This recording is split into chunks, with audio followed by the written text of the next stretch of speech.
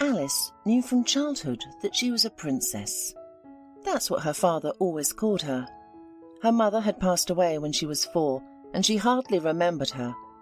Her father now gave all the love and care that was previously intended for his wife to her, his little princess. The girl was growing up, accustomed to never refusing anything. Travelling abroad became a habit. During geography lessons at school, when the teacher asked about the Egyptian pyramids, the majestic Taj Mahal in India, or the picturesque canals of Venice, Alice would raise her hand and say, "I've been there, and I've seen it all with my own eyes." It was commonplace for her father to take her on weekend trips to the Indian Ocean, or to have breakfast somewhere in Paris. Alice was used to airplanes, constant flights and changing time zones. She felt at home in any foreign country, and by the age of 10 she was already fluent in French, Spanish, and had a basic understanding of Chinese. Her father hired the most expensive tutors for her, often native speakers. But the best school was still conversational practice. No textbook, no lesson could teach as much as walking through the streets of Barcelona, Paris, or Shanghai. From childhood, Alice had many nannies and governesses, but of course they could not replace her mother.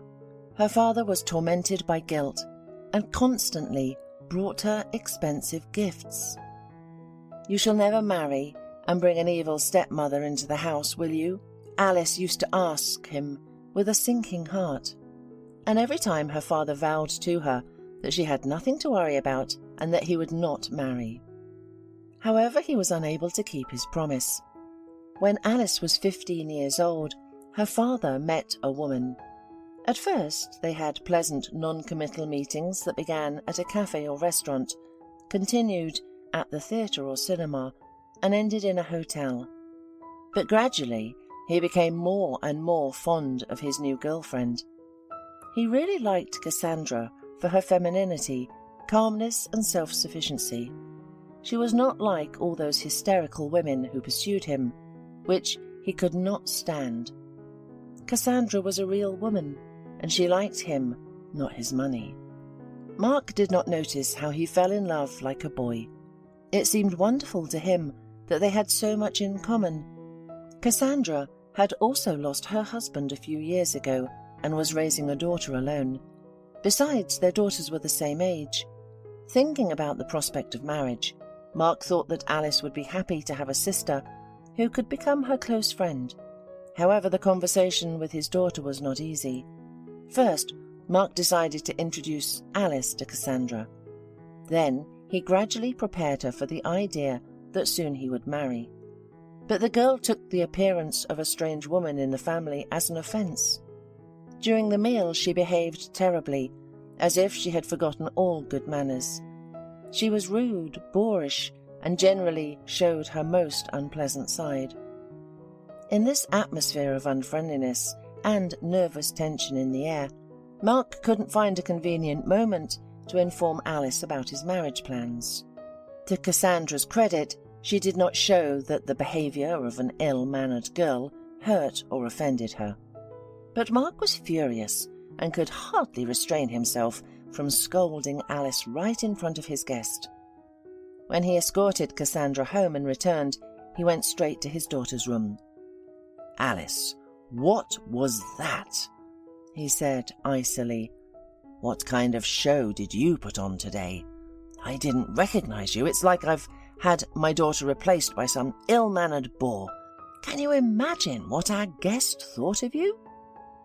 Alice glanced angrily and resentfully at her father from under her furrowed brows. "Why should it bother me? Let her think what she wants," she snorted, trying her best to keep her cool. "But it bothers me. I had to blush because of you today. For the first time since you were born, you have caused me trouble." "But you've never brought any strangers into our house," exclaimed Alice tearfully. Her father covered his eyes for a moment, trying to gather his thoughts and find the right words.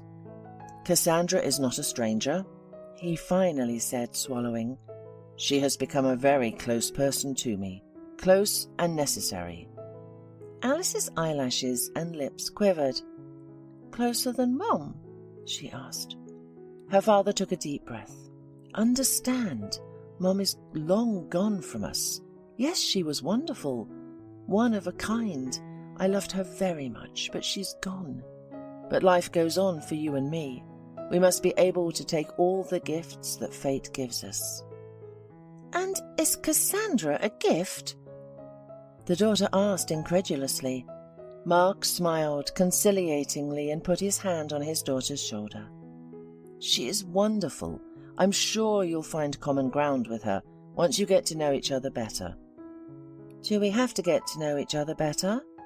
Alice asked, shrinking back. Her father nodded gently. "I'm afraid so, dear. I plan to propose to her."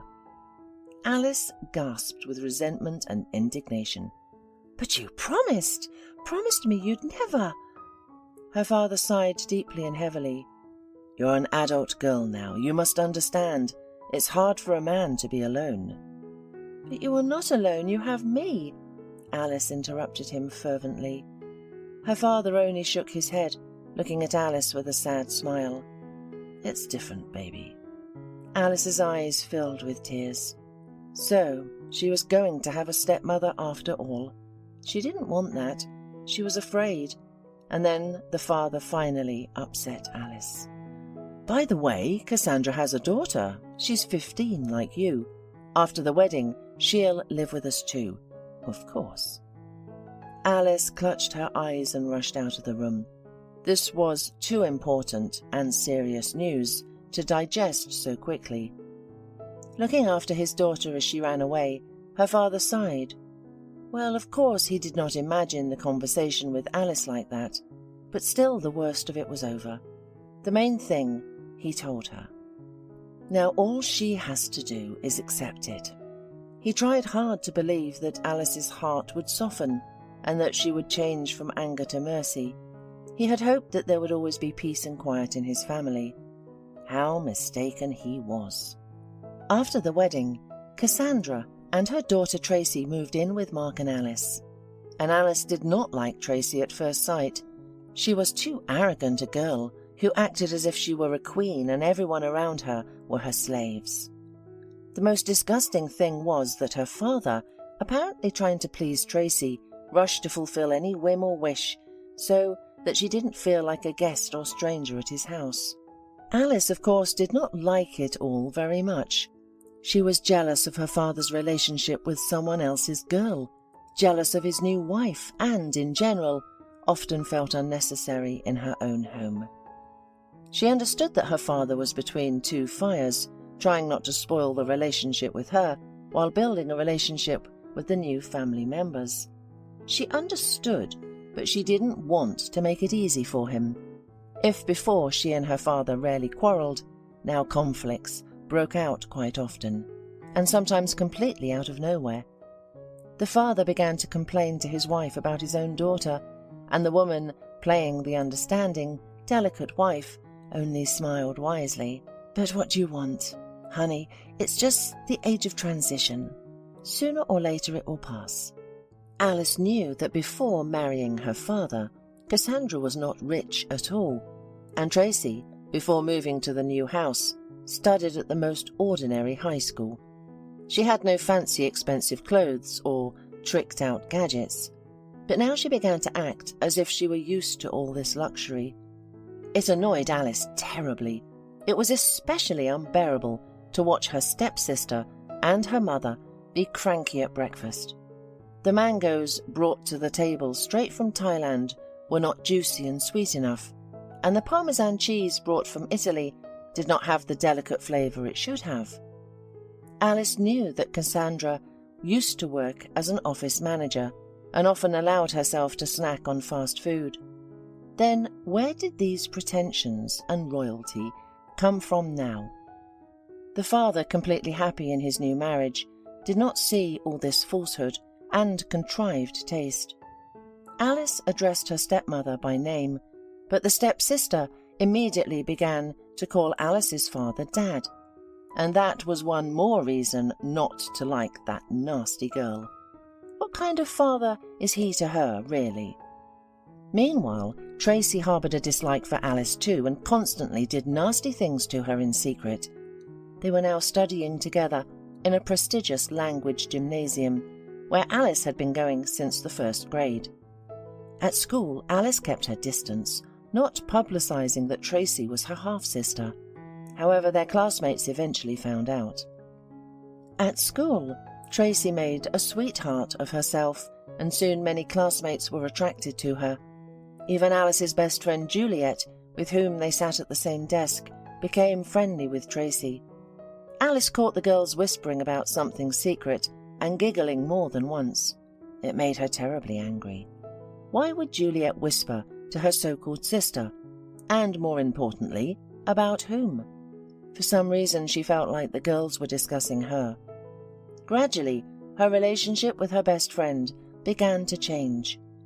Alice noticed that Juliet began to shun her and spend more time with Tracy. Then Juliet started looking at Alice strangely, almost hostile. Several times Alice tried to call Juliet for a frank conversation to understand what happened. At first Juliet avoided such conversations, but one day she couldn't stand it. "I did not expect that from you, Alice. I thought I knew you well. We've been friends for so many years, and you're not what I thought you were." Alice was completely confused by this statement. "What do you mean?" Juliet sighed and looked reproachfully at her friend. "How can you treat Tracy like that?" Alice was even more confused. Yes, she and her half-sister were not fond of each other, but the feelings were mutual, not one-sided, so blaming it on Alice alone would be strange. "What do you mean?" "Why do you pretend you don't understand?" Juliet got angry.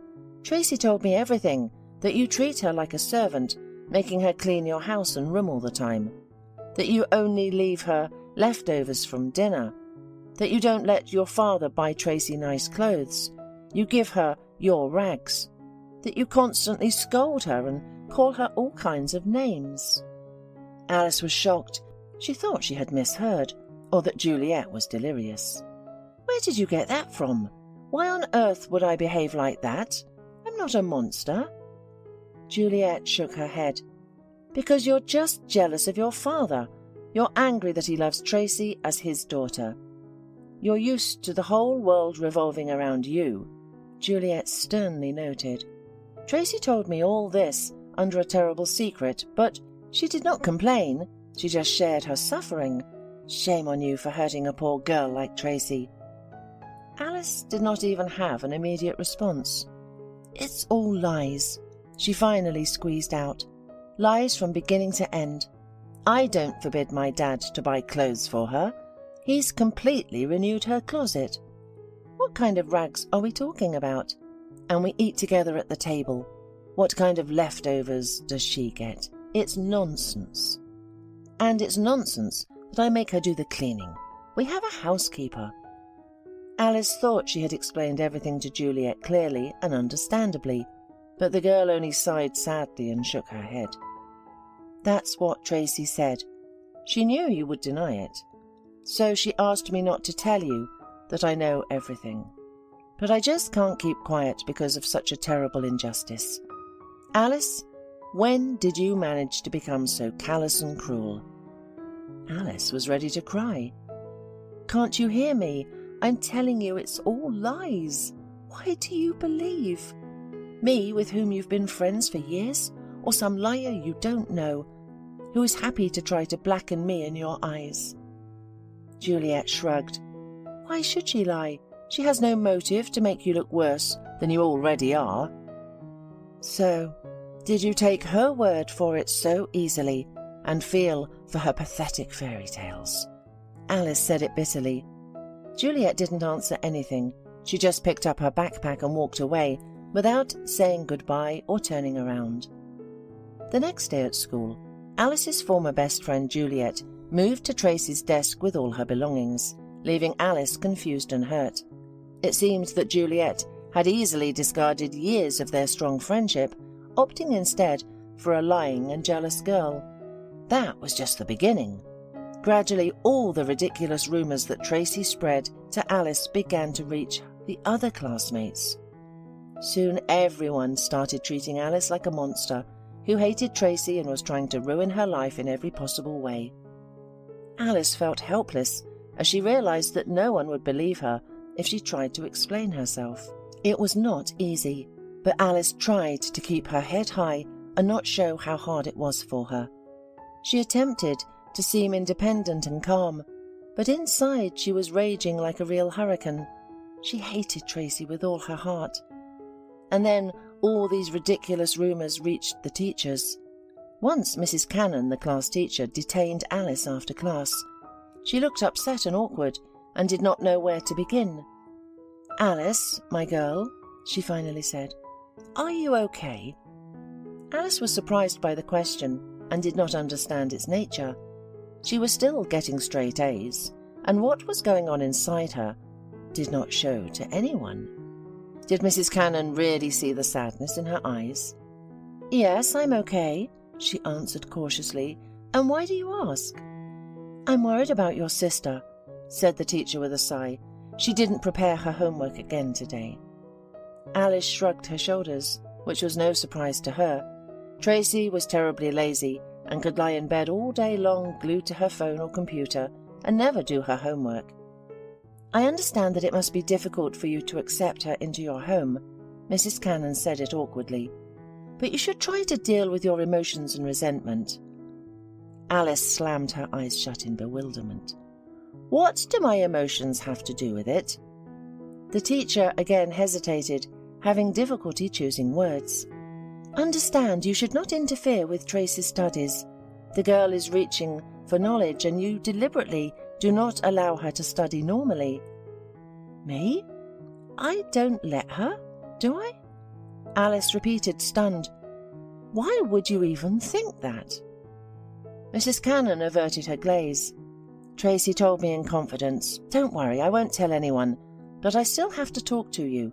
I can understand your feelings, but what you're doing is unacceptable." "What is it? What am I doing?" Alice shouted. "Why are you all talking in riddles?" The class teacher looked her in the eye. "You play music all over the house when Tracy sits down to study. You hide her notebooks. You once poured juice into her backpack. You take the rods out of her pens. It's too much, you know. You can't do that to the poor girl. She's trying so hard. She wants to learn so much. She was so happy to get into our school. And you don't give her a chance." Alice was shocked into silence. The whole thing was so wild that it was completely out of her mind. And the worst part was that she realized it was useless to justify herself. Tracy was an excellent actress who could make anyone to blame Alice for all the deadly sins, and people believed Tracy, not Alice. She lowered her head low, fighting back tears. "I don't blame you," the class teacher said softly. "It must be hard to accept a new person into your life, but your methods, Alice, are unacceptable. Promise me that you will change your behavior and reconsider your attitude towards your sister." "I promise," Alice muttered to get away. Mrs. Cannon blossomed into a smile of relief, as if a mountain had fallen from her shoulders. "That's a good girl. I'll consider it a deal." Alice was so desperate because of all these intrigues and accusations against herself that she even dared to address her father. "Dad, can I transfer to another school?" Her father's eyebrows rose in surprise. "Why, Alice?" he inquired. "I don't like it there," she replied vaguely. Alice realized it was useless to tell her father the truth. He wouldn't believe her, just like no one at school. But disliking the school isn't a serious argument at all. If you actually had some valid reason, then... "So your own child's peace of mind isn't a good enough reason for you, is it?" exclaimed Alice. Her father touched her cheek affectionately and said, "Alice, I understand that you must be tired because of the workload at school, but understand that you only have 2 years to study. After that, you'll need to enter university. Your school is the strongest in our city and one of the strongest in the country. Transferring you now to another school means cutting off your future with your own hands. Do you understand me?" Alice sighed heavily. She couldn't tell her father the truth, and what he told her was fair. There was nothing to object to. "Well," he ruffled her hair playfully, "shall we leave it as it is?" Alice nodded resignedly and said, "We will." "Good," rejoiced her father. However, Alice couldn't leave things as they were. At night, she snuck into her stepsister's room. As usual, she was lying on the bed with a tablet and headphones. Her eyes were closed and she was enjoying the music, unaware of the clouds gathering over her head. When she got close to the bed, Alice unceremoniously yanked the headphones off her head. Shrieking in surprise, Tracy opened her eyes and stared at the uninvited guest. "Are you completely crazy?" hissed Tracy, reaching out her hand for the headphones. But Alice quickly hid them behind her back. "Listen, you little wretch," Alice said in a clear and separate voice, as if imprinting every word into her consciousness. "If you continue to talk about me with your filthy tongue and spread false rumors about me at school, I will treat you differently. Until now, I've just tolerated you silently, and you took my patience for weakness." Alice was looking into Tracy's eyes with ill-concealed rage and saying her words through clenched teeth. The frightened and confused Tracy remained silent, not immediately knowing how to react to this attack. "Well, that's it. My patience has finally burst," said Alice. "Now I will begin to act. All that you said about me will eventually turn against you. What were you lying about? About me forcing you to clean, to wear rags, to eat scraps? All right. It's all going to be true soon enough. Trust me, I'm really going to start ripping up your notebooks. I'm going to play music at full volume when you're studying. I'm going to give you a life of hell on earth. I'm not in any danger. Thanks to you, everyone knows I've been doing this for a long time. Well, at least I'll start to live up to your stories about me. First, I'll shred and tear up all your clothes. Then—" "Stop, please," interrupted Tracy in a frightened tone. "Can we do without such drastic measures? I was misunderstood. I was just trying to make a joke. I didn't mean anything bad. Honestly." "Really?" Alice grinned, folding her arms across her chest. She didn't realize that victory would come so easily to her. Tracy turned out to be a common coward, like all liars in general. "I don't require you to be friends with me," Alice snorted ironically. "Let's just keep it neutral. Trust me, it's in your best interest. We can just ignore each other. That's enough." And realizing that her sister was willing to agree to anything, she gave a gentle smile. "Deal?" "Deal," Tracy mumbled. Since then, relationships with two girls have more or less normalized. More precisely, they actually stopped noticing each other. Even though they were in the same room, they did not communicate, and both of them were satisfied with this state of affairs. Tracy stopped spreading dirty rumors about Alice, and soon the good relations between classmates and Alice returned. She stopped being an outcast, and even her former best friend Juliet again began to speak with her, with ingratiating smiles and apologetic looks. But Alice didn't want to be friends with her at all. If Juliet could ruin their years of friendship so easily and believe in the chatter of a girl she didn't know, then such a friend was worthless. With her stepmother, Alice had established a similar relationship, a cold neutrality, and with her father, she was less and less willing to be frank and share anything important. Alice sometimes felt terribly lonely. Sometimes it seemed to her that she was not her father's real daughter, but Tracy was. The three of them got along perfectly without her, and Alice thought bitterly that if she disappeared from their lives one day, no one would probably notice, except for Tracy, who would be happy. The years passed and school and the university were behind them. After receiving the degree, Alice's father invited her to work for his firm to gain experience in business. "You can leave at any time," he told her, "but it will be excellent practice for you.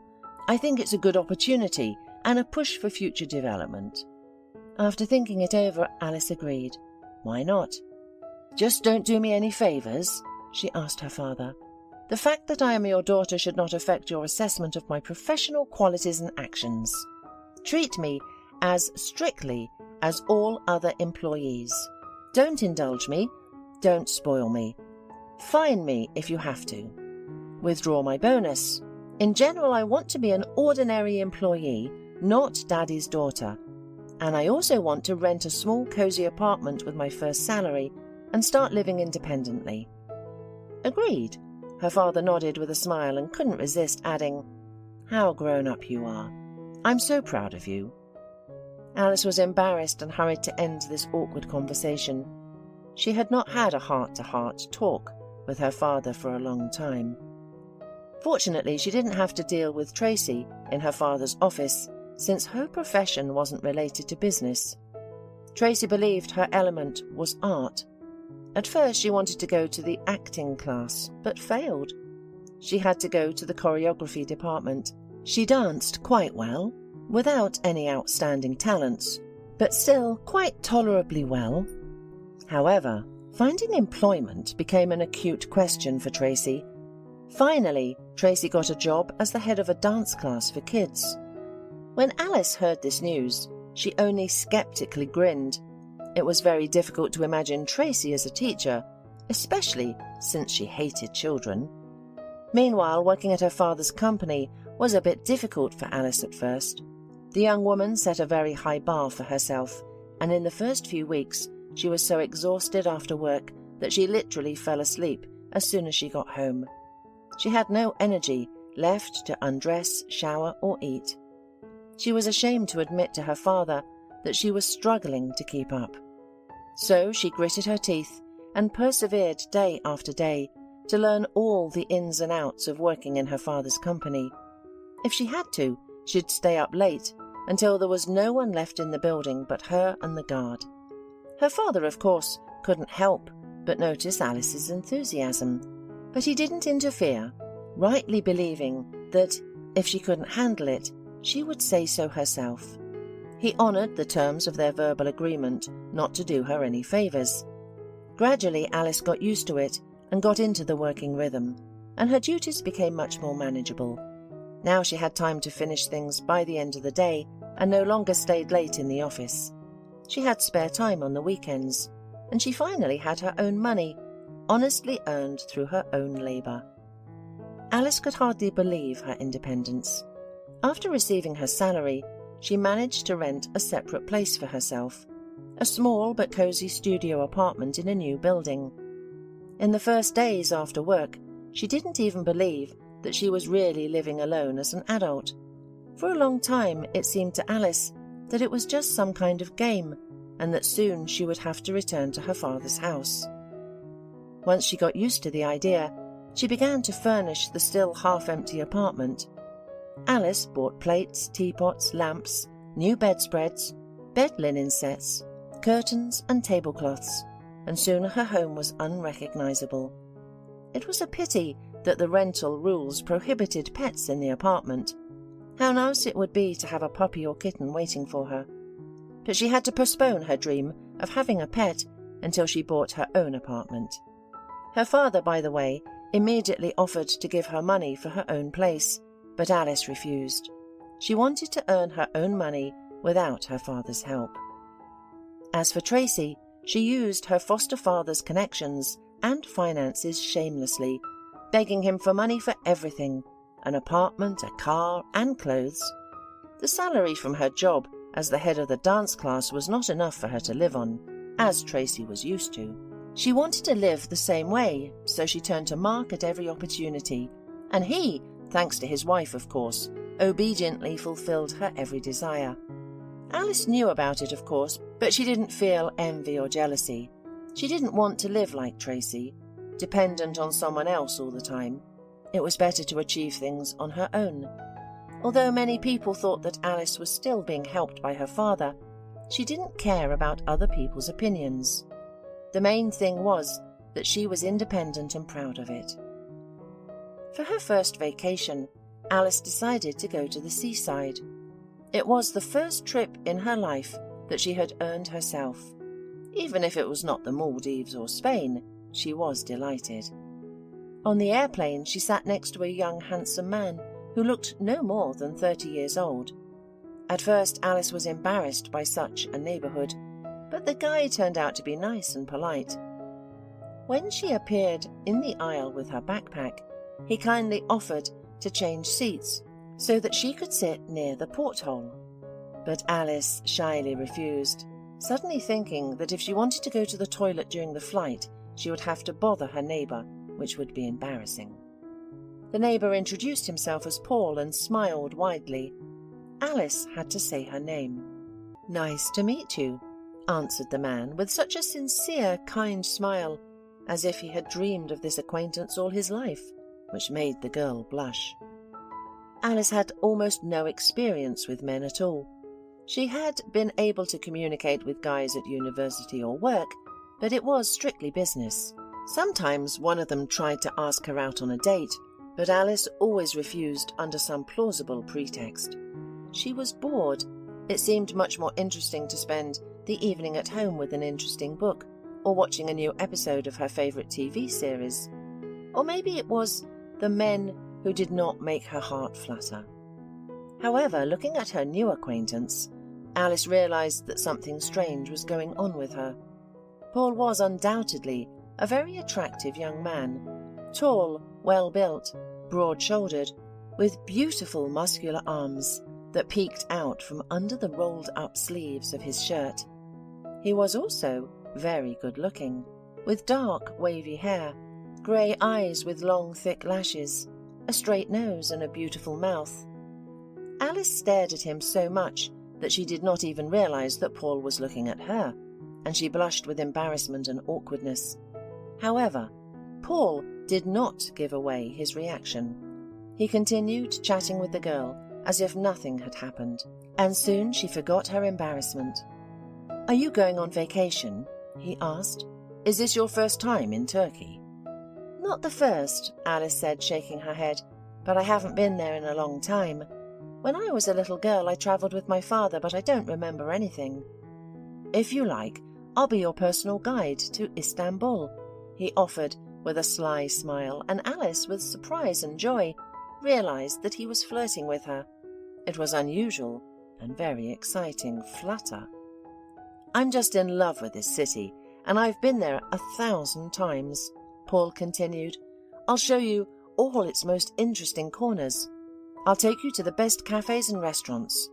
I'll give you the best coffee in the world." "It sounds tempting," smiled Alice. "But won't you be bored spending your vacation with me?" "Not bored, of course. On the contrary, you'll brighten my loneliness." "And why are you flying alone and not with your family or friends?" Alice asked cautiously, trying to find out if her new acquaintance was married. "I have no family," the man said nonchalantly, "and no girlfriend either. I was supposed to fly with a buddy I've been friends with since high school, but he came down with food poisoning at the last moment. He had to cancel the trip, and I was left alone." Alice mentally rejoiced at the fact that her new acquaintance was single and free, but she immediately scolded herself for thinking he was interested in her as a woman. He could offer his services as a chaperone, just for boredom. But sometimes she caught glances from Paul that said otherwise, that he socialized with her not just because he was bored and didn't care whom he talked to. In his eyes shone unconcealed interest and even admiration. "And what hotel are you staying at?" she asked. Paul named it, and Alice was surprised by the pleasant coincidence. "It's fate, no other way," said Paul, looking at her so penetratingly that she blushed. Her new acquaintance had indeed arranged an unforgettable tour of Istanbul for her. The first night after her arrival, he took her to dinner at one of the most expensive and prestigious restaurants, overlooking Golden Horn Bay. The restaurant was open air and located at a great height, with a view of the Bosphorus in the evening. Live music played in the restaurant, mingling with the cries of seagulls, and the air was filled with the appetizing odours of food and the sea. "Don't look at the prices," Paul warned her immediately, noticing her squinting warily at the menu. "I invited you, so I'm paying for dinner." Hearing this made Alice even more tense. What if he now thinks she owes him something? But Paul could read her thoughts, or maybe they were just written on Alice's face.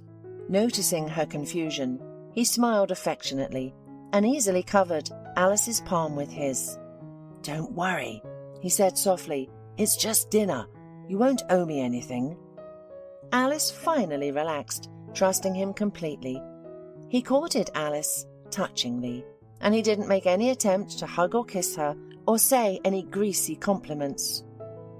When the cab brought them back to the hotel, Paul gallantly escorted Alice to her room and said goodnight, politely kissing her hand.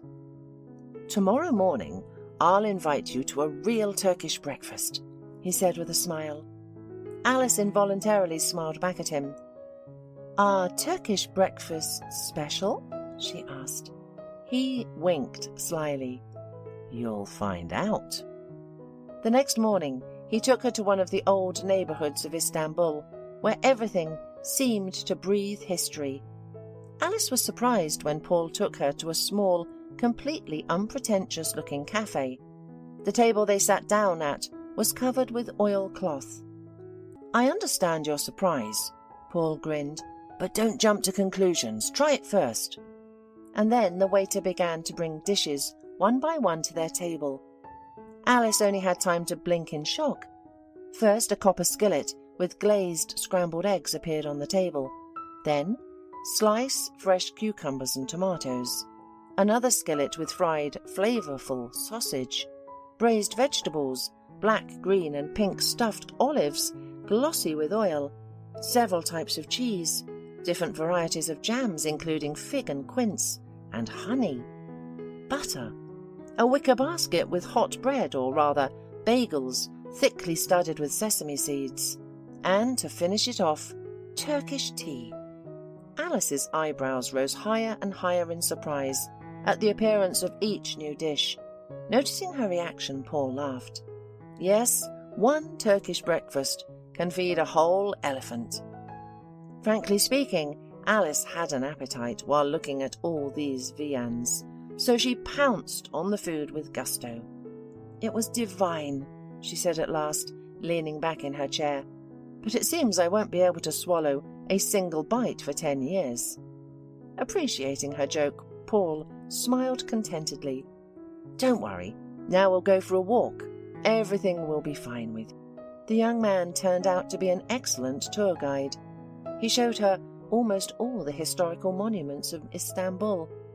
He took her to both the European and Asian parts of the city, and after a couple of days, Paul even organized a trip to the Prince Islands, located a couple of dozen kilometers from Istanbul. They swam in the sea, rode rented bicycles, and also arranged a picnic on one of the picturesque hills. Alice had never been so happy. A few days after their arrival, Paul decided to kiss her gently. Alice did not resist. After all, she herself had long dreamed of it.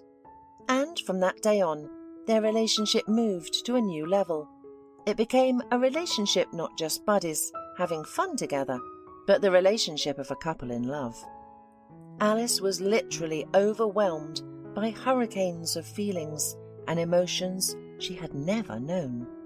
It was both great and scary, like being on a roller coaster. She tried to chase away the treacherous thoughts of what would happen to them next. While they were having a wonderful time together, they were both clearly in love, or at least attracted to each other. But the vacation would soon be over, and they would have to go home. Would Paul want to continue communicating after returning to Moscow? Alice was very frightened by the thought of it, but she did not dare ask Paul directly. She was afraid he would find her too intrusive. 2 weeks quietly flew by like a blink of an eye, and now it was time to pack a suitcase. Paul had to fly away 2 days later, and Alice was already sad in advance, preparing herself for the fact that he would not take her phone number or a dress. Why would he? He had a great time with her in Istanbul, but in the capital he had another life, other things to do and other worries. She didn't fit into his usual circle. But the problem was, she didn't want to forget him. She was ashamed to admit it, not only to Paul but even to herself, but it seemed that she had fallen in love up to her ears, for the first time in her life. From the strength of her feelings she wanted to scream, but she did not give herself away. The morning of the day of departure was gloomy and overcast. It was raining and the mood was just as gloomy. Alice irritably packed her things and mentally prepared for the upcoming separation. Paul has disappeared somewhere since morning, and her cab should have arrived soon.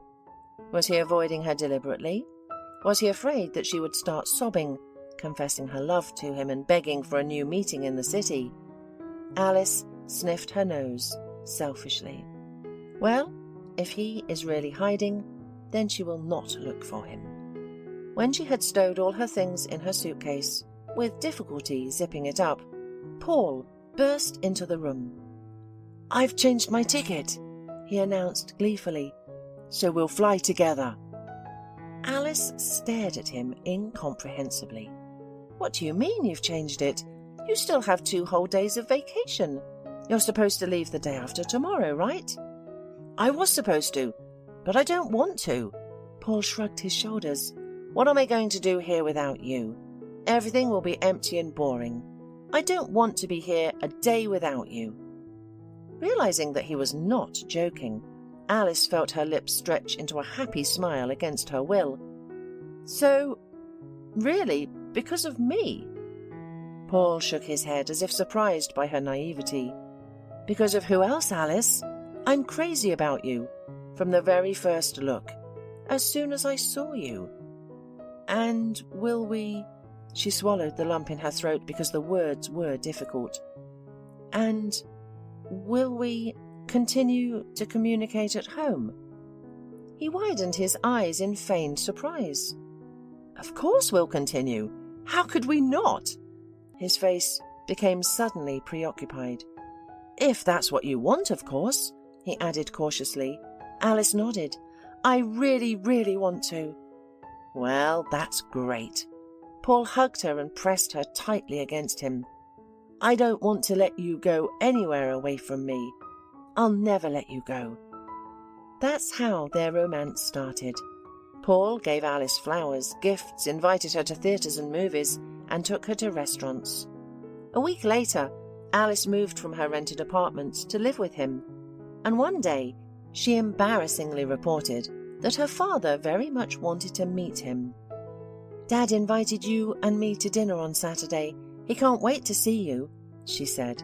"He wonders who stole his daughter's heart." "I wanted to meet him too," Paul said.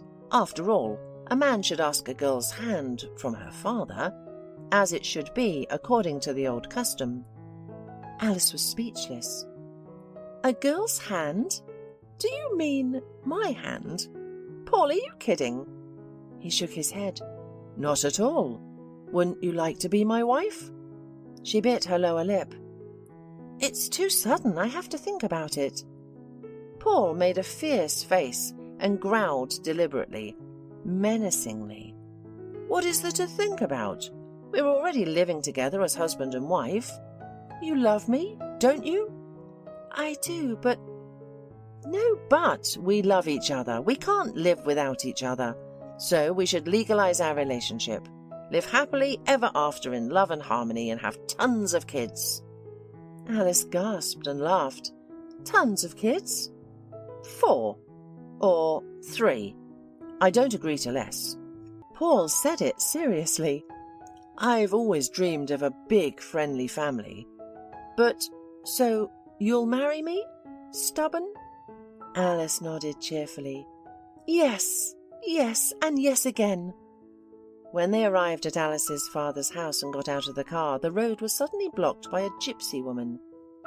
"Don't go there, beauty," she said, staring at the girl with unblinking black eyes. Alice shivered. She did not believe in all this nonsense, like predicting the future. fortune-telling and other paranormal nonsense, but the gypsy's words suddenly made her uncomfortable. Even a chill ran down her spine. At first she wanted to ignore the insolent beggar and pass by, but still she couldn't resist and asked, "Why?" The gypsy shook her head without taking her eyes off Alice. "Don't go," she repeated. "You will give your happiness with your own hands to someone else's." "What a nonsense," Alice muttered, confused. Fortunately, Paul entered the conversation. "Why are you listening to her?" he asked. "You know that gypsies are clever manipulators. The only thing she needs from you is more money." "I don't need money," the gypsy woman firmly objected and repeated like an incantation, looking at Alice. "Don't go." Paul resolutely took Alice by the arm and led the way, briefly saying to her, "Don't pay any attention to that mad woman." Although Alice persuaded herself that this was all nothing, the mood was slightly spoiled. However, during the family dinner, Alice cheered up and relaxed, completely forgetting about the strange gypsy. Everything went wonderfully.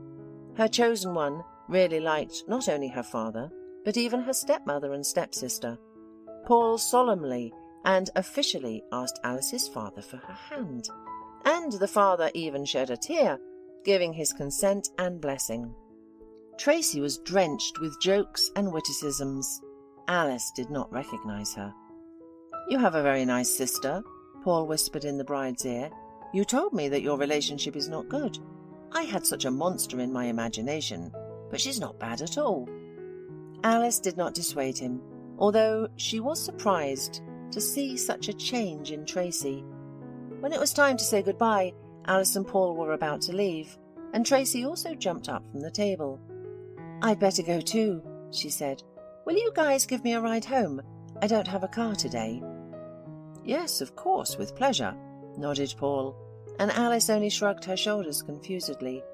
There was no reason to refuse her sister. All the way, Tracy continued to talk incessantly. In general, she behaved like a real chatterbox. "Alice," she said when they parted ways, "maybe it's time for us to bury the hatchet and start communicating like sisters should." Surprised by this suggestion, Alice hesitated for a moment. "I know," Tracy said quickly, "that I've done many nasty things in the past, and you have every reason to dislike me. But believe me, I've changed a lot since then. I have numerous regrets, but we can try to start over. I miss having someone who is really close to me. A sister friend. Let's try, huh?"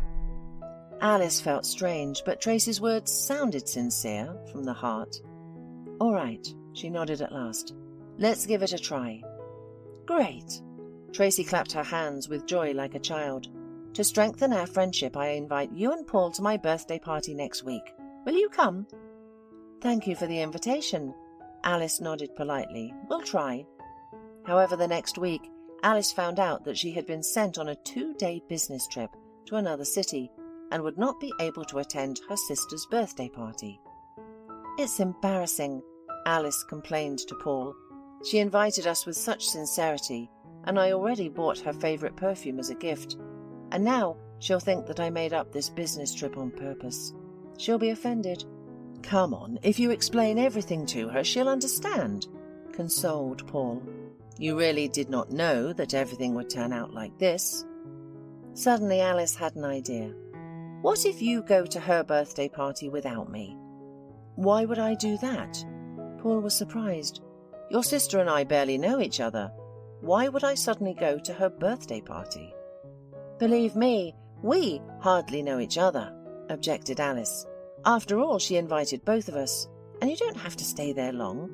You'll congratulate her, give her the present, and apologize for my absence." "Well, if it's only for a little while," Paul said doubtfully. "I'll give her the present and leave right away." "Thank you, dear." Alice stood on tiptoe and kissed him on the lips. "You'll help me out a lot." If only she could have known then that she was ruining her life with her own hands. The business trip was a success. Alice coped with all the work and was satisfied with her successes. She missed Paul terribly. She couldn't wait to hug him after a short separation, which seemed like an eternity to her. She called him yesterday to find out how her sister's birthday was, but Paul didn't pick up the phone, and then his phone was disconnected. It wasn't like him at all. Usually he was very responsible, but Alice consoled herself that the celebration must have been delayed yesterday, and when he got home, he was so tired that he forgot to charge his phone and went to bed. Well, I'll scold him now, thought Alice, going up in the elevator, unable to hold back a smile. He made me worry. She carefully inserted the key into the keyhole, imagining how surprised and happy her lover would be. She wasn't due to arrive until the evening, but she had managed to finish her work early. It would be a surprise to Paul, but it turned out that the surprise was for her. Alice stepped carefully into the apartment, trying not to make any noise so as not to wake up Paul before it was time and not spoil her idea. For a second she thought that the apartment smelled like someone else's perfume, the same perfume that her sister adored. But Alice still did not suspect anything and boldly opened the bedroom door.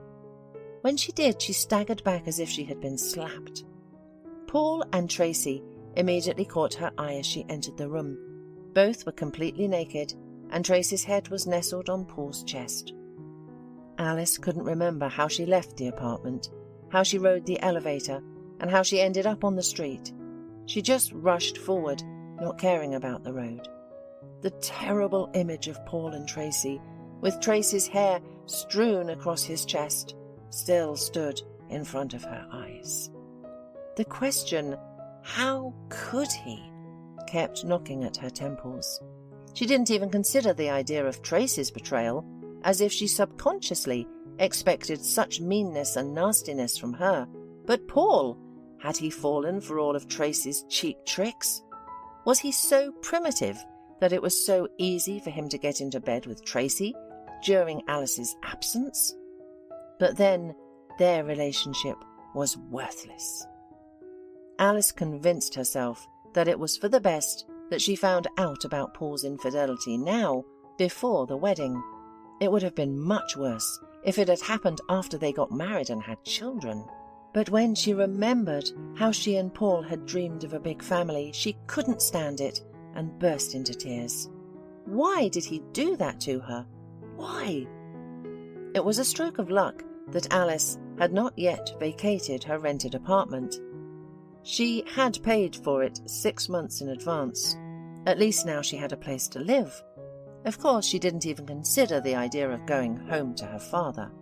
Suddenly, Alice was seared with shame. How could she admit to her father that there would be no wedding, that Paul cheated on her, and with whom? With Tracy. At home, after coming to her senses and drinking a sedative, Alice wrote Paul a message. I saw you with Tracy. It's over between us. If you have even a little respect for me, don't try to meet me anymore. I will never forgive you. She immediately put Paul on the blacklist, so he could not write or call her anymore. Alice spent a few days locked up in her rented apartment, not responding to numerous doorbells. She guessed who it was that might have been calling and knocking, but she didn't want to see him. Never in her life. She called work and told them she was sick. Alice kept to herself, ordered groceries through delivery, and before opening the door, she looked carefully through the peephole to see if her unfaithful lover was lurking behind the courier's back. A couple of times, she saw Paul's car under her windows. He had come to see her, apparently to talk to her. For hours, he would hang around the windows, calling and pounding on the door with his hands and feet. But she still wouldn't open the door. Tears ran down her cheeks when she heard him calling from behind the door. Alice, please, open up. Let me explain, please. But she didn't react or give in to the provocation.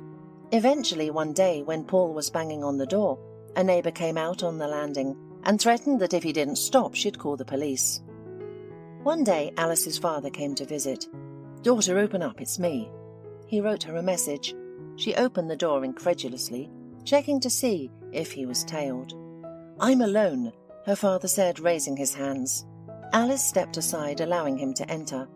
Her father followed her into the room and sat down on the edge of the couch, staring at his daughter with a worried look.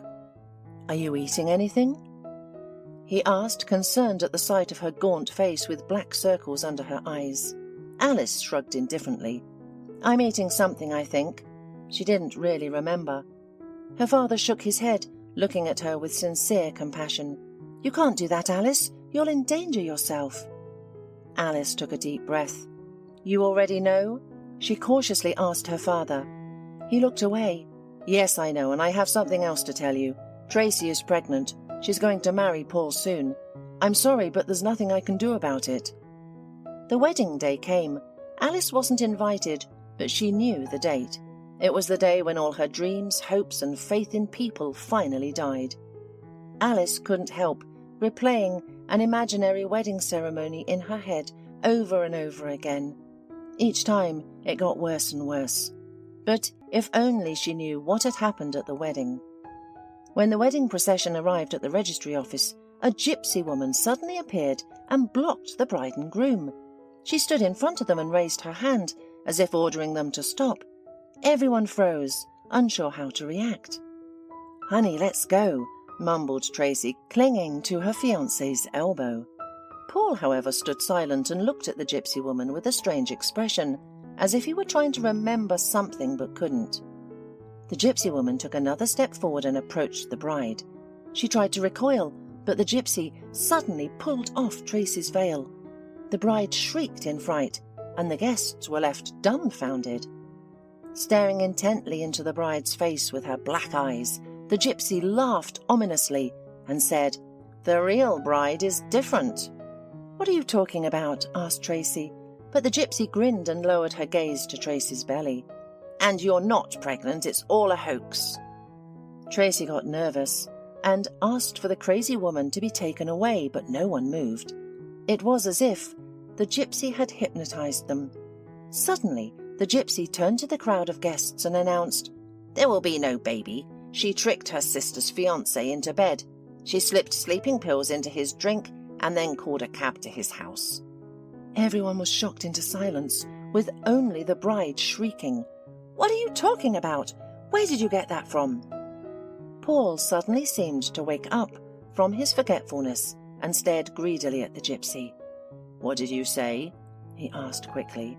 The gypsy woman grinned and said, "You are clean before your true bride. With that liar, you had nothing. You just fell asleep. She undressed you and got into bed with you. No pregnancy. Nope. She was hoping to get pregnant after the wedding. She was always jealous of her sister, so getting you away from her was a matter of principle." Paul turned a fierce look on Tracy and asked, "Is it true?" "Paul, why do you believe this mad woman?" she mumbled, but her face turned red. Paul shook his head and said, "She's not crazy. I remember. When Alice and I were coming to dinner at her father's house, this very woman blocked our way and warned us not to go there. We just laughed at the prophecy and didn't believe it, but it turned out to be true." There was an unimaginable uproar as everyone talked and argued at the same time, trying to digest the information they had received. Alice's father stepped towards his stepdaughter and looked angrily into her eyes. "Tracy, is it true? Don't you dare lie to me. I'll find out anyway." Tracy's eyes frantically darted back and forth. "But why are you picking on the poor girl?" screamed her mother. "Can't you see she's scared enough as it is?" But Mark only shook his head and warned, "Don't interfere, Cassandra. I asked your daughter a question." The gypsy woman listening to the conversation nodded. "She was helping her daughter. It was her idea with the sleeping pills. She didn't want to miss out on such an enviable suitor." Paul angrily threw away the bride's hand, still clinging to his elbow. I felt that something was amiss in the matter, because I couldn't get so drunk that I couldn't remember who I'd spent the night with, and I'm not usually hitting on strange women when I'm in love with only one. And how come the idea of sleeping pills didn't occur to me at once? On the groom's shoulder lay the strong hand of Alice's father. "I am glad it is only a monstrous lie and a mistake," he said. "Go to Alice. She is suffering a great deal. She is not well without you." Paul smiled broadly. At last, I can go to her with a clear conscience. All this time I despised and hated myself, thinking I'd cheated. And now I'm the happiest man in the world." In a minute, the groom jumped into the car and drove away. The guests stood dumbfounded in front of the registry office, not knowing what to do now.